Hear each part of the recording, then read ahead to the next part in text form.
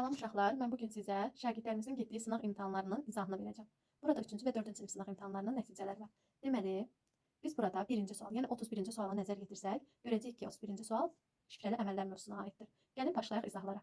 4 üstə gələk armud bərabərdir 6. 4-ün üzərinə neçə gəlsəm 6 edər? Təbii ki, 2.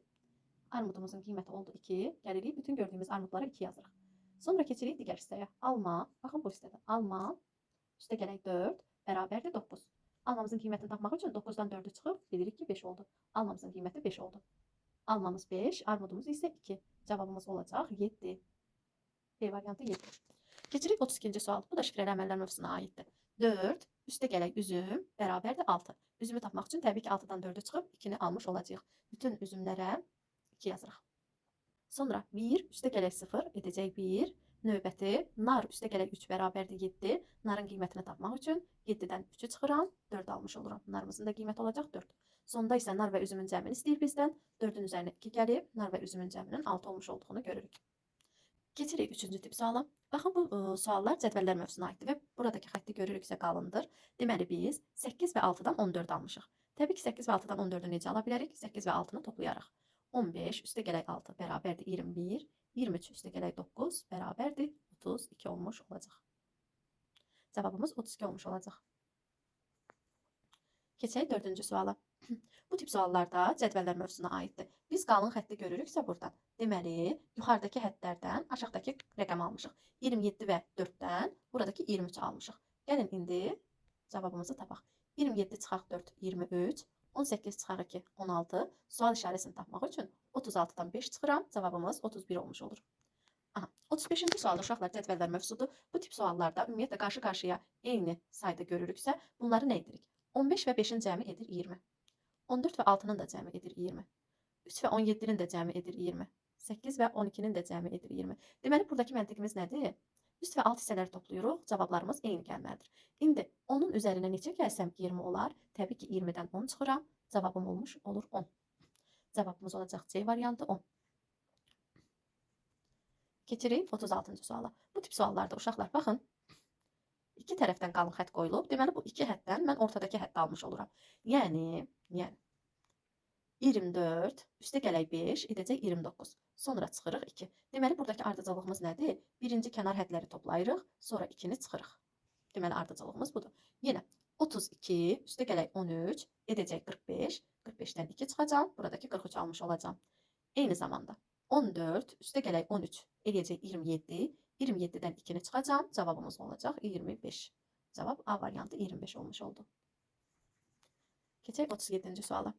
Bu tip suallar uşaqlar hərəkət mövzusuna aiddir. 3-cü sinif və yaxud 2-ci sinif şəkilli məntiq dərslərində hərəkət mövzusuna aiddir. Baxın, burada birinci mənə göstərir ki, kvadrat.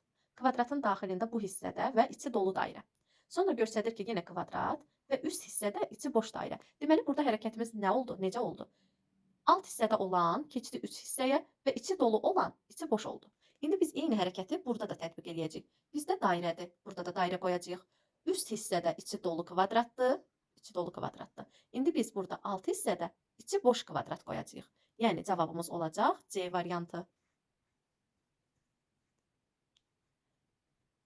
Keçək 38-ci sual. Uşaqlar, bu tip suallarda hərəkət mövzusuna aiddir. Yəni, baxın, biz birinci görürük ki, E və L hərfi bir-birinə birləşikdir və bunlar müəyyən istiqamətdə hərəkət edir. Hərəkətimiz də uşaqlar saat əqrəbi istiqamətindədir. E yuxarı gəldi, L aşağı getdi.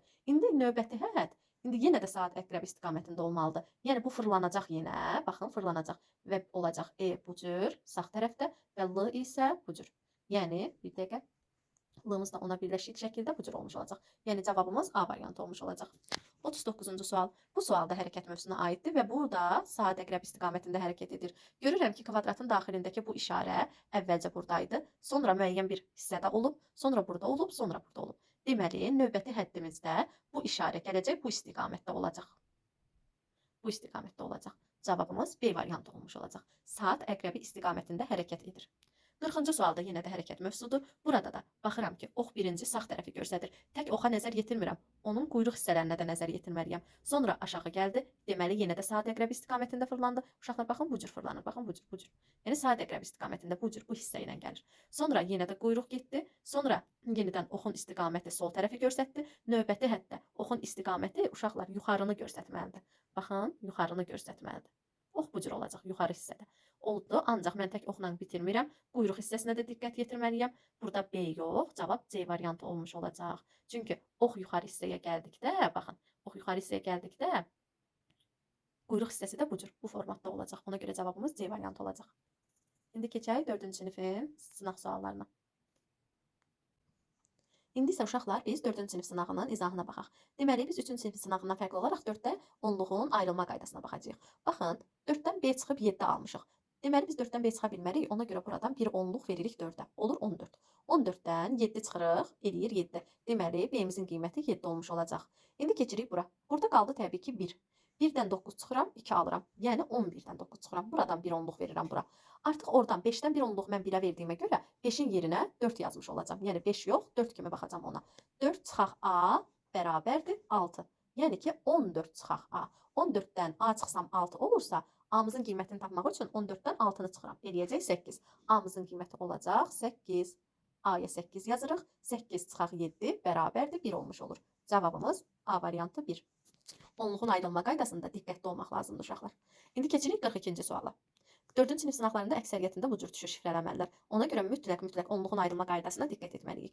İndi yenə də sağ istiqamətdə gəlirik. 9 çıxaq 0 edir 9.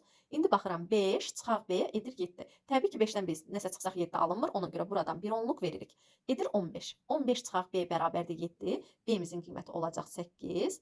B-yə gəlirik 8 yazırıq. İndi buradakı A bir onluq 5-ə vermişik və 3 çıxmışıq 8 alınıb.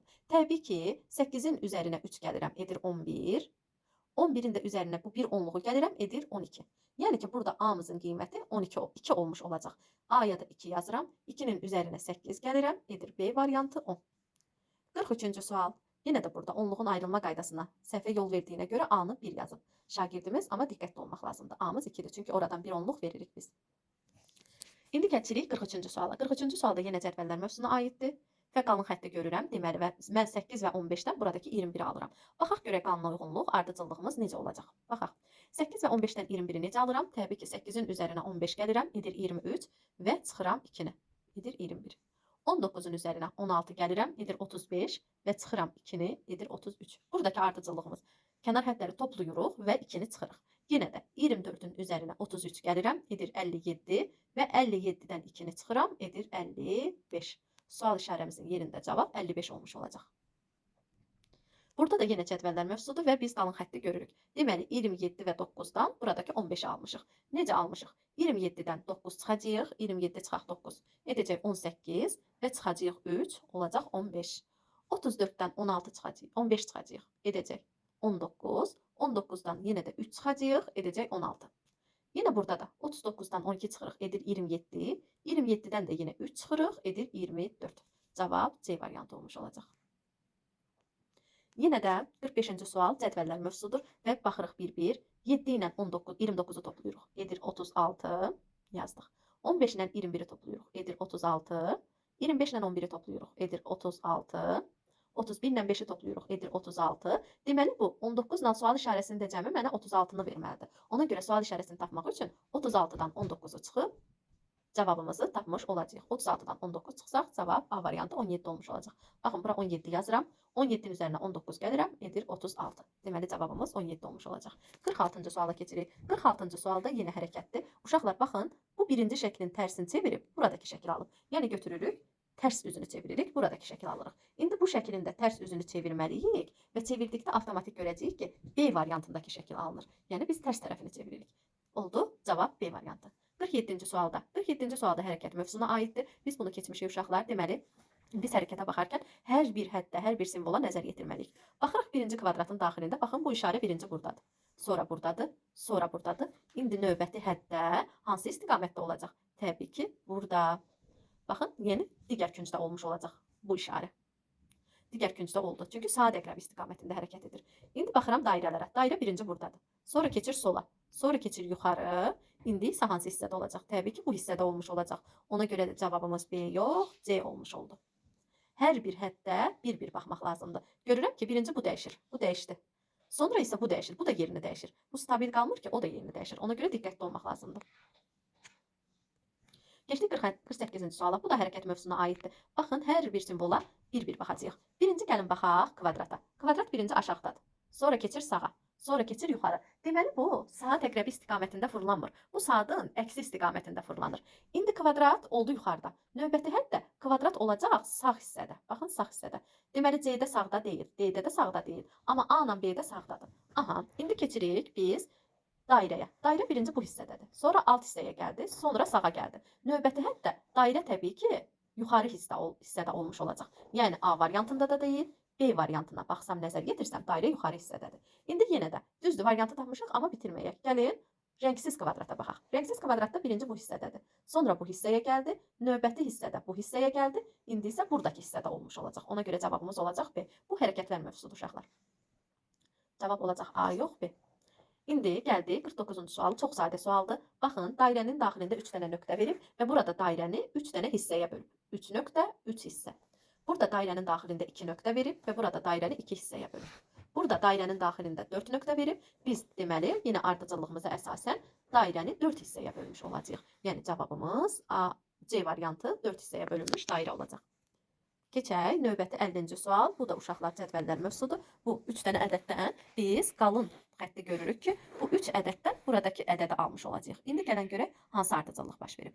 Biz baxırıq ki, bu qalın hissə burada yerləşir və 9-dan 15-dən 4-dən 20-ni almış olacaq. Baxıram məntiqimə, görürəm ki, 9-un üzərinə 15 gəlirəm, edir 24. 24 4-dən mən 20-ni necə ala bilərəm? Təbii ki, 4-ü çıxmaqla.